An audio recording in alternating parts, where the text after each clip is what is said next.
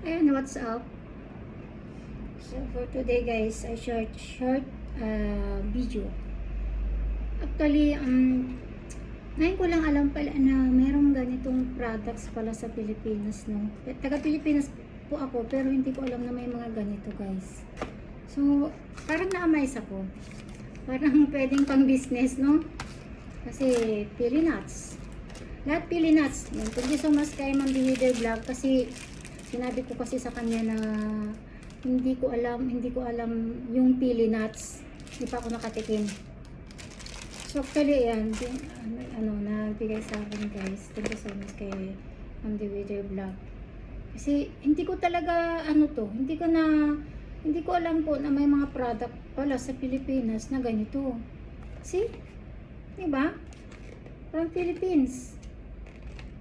Maganda magandang business. Naisip ko sa business. So, ito, yung isa, binuksan ko na. Ito. Actually, yung fresh, natikpan ko na din yung fresh. Meron akong kaibigan dati na nagdala dito sa Hong Kong, tapos pinatikim niya ako. So, tikman ko to guys. So, totally talaga na Pilipinas, no?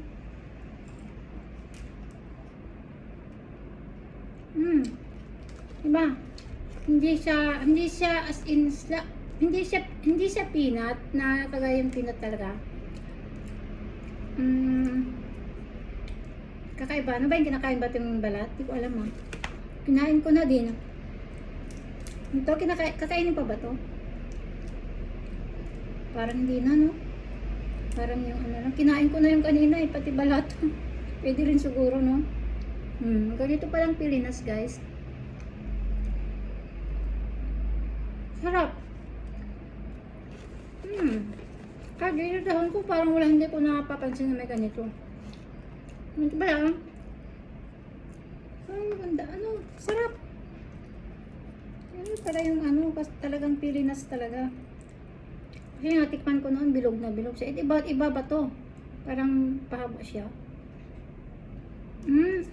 So, hindi talaga kinakain to kasi siyempre matigas. Yung niya, kinain ko. Nakakain ba to? Yung balat niya. Again, makaiba ng flavor. Thank you so much kay Ma'am Leader Vlog kasi pinatikim niya tayo ng pili nuts, no? From Naga. Ito, nakain ko na yung isa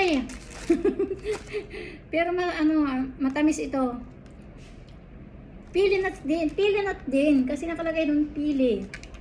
So, grabe sa From Naga talaga yung product ng From Naga. Camarinesur. Sarap. Masarap ito. Parang siya, sweet siya. And then ito, hindi ko pa natikpan. Pero, ewan ko lang kung parang nakikita ko na dito sa Hong Kong to. Hindi ko alam kung ito talaga. So, ganun din Con pili. Ito, nakikita ko na din. Kaya, pala, lahat pala doon sa Naga, guys, mga pili nuts, ang mga product. Yan, ito yung isa kanina. Ito pala yung kinain ko kanina, isa na. Guys, may dalawa pa. Isa-isahin kong kainin, guys. Ito, tikman natin ito kasi marami naman Hindi ko alam na madami-dami. Hindi ko kasi tinagnan kanina ang kinuha ko. Dapat iniwan ko kay Ma'am Leader Vlog ito. Isa. Ito ang dami. But alam niyo kasi na hindi pa ako nakatikim, no? Sabi ko hindi pala ako nakakatikim ng pili nuts. Sabi ko kay Ma'am Leader Vlog. Hanap talaga siya.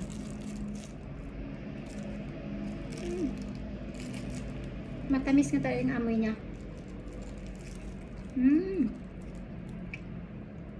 Matamis. Galing Galing yung product nila para dyan sa sa Naga, no? Pili nuts.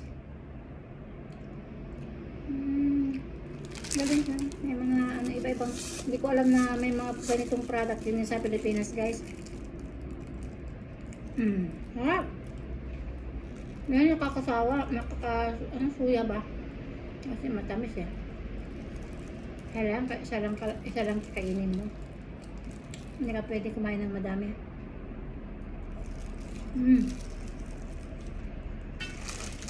Dami-dami ito ah. Hindi ko alam po ganyan karami. Hindi ko tinagnan na kanina.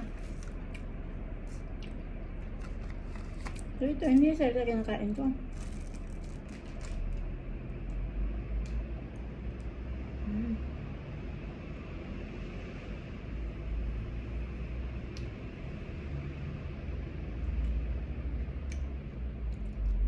Ang galing.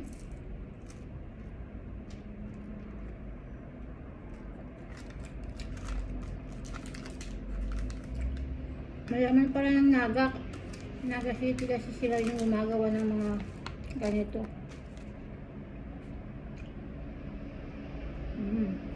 Oh. Matapis nga lang.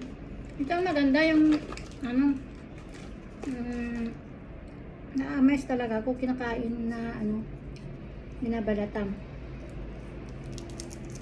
Siguro gustong gusto yung amo ko din to pag siya yung bibigyan. Patiin ko nga yung isa. Kasi mahilig si amo ko ng peanut.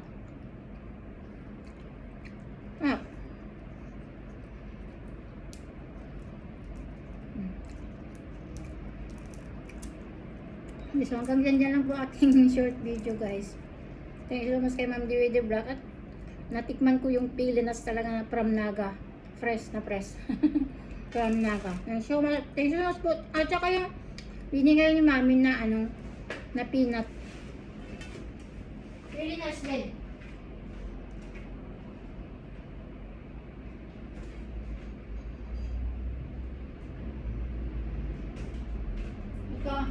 Ito yung product ni ni Milet Basalonia na peanut, pili nuts din. Kasi pili butternuts. Ito pili butternuts. So ito din yung product ni Milet Basalonia. Sa lahat ng mga gustong bumili guys, from Naga. Press na press sila yung gumawa. Tapos si Mami Judith din, yan ang sarap ng kanyang bagoong. Yung malulit na isda, di ba? Kahit ikain mo lang sa kanin, masarap na. And thank you so much sa inyong mga binigay. Ayan. Thank you and bye-bye. Thank you po.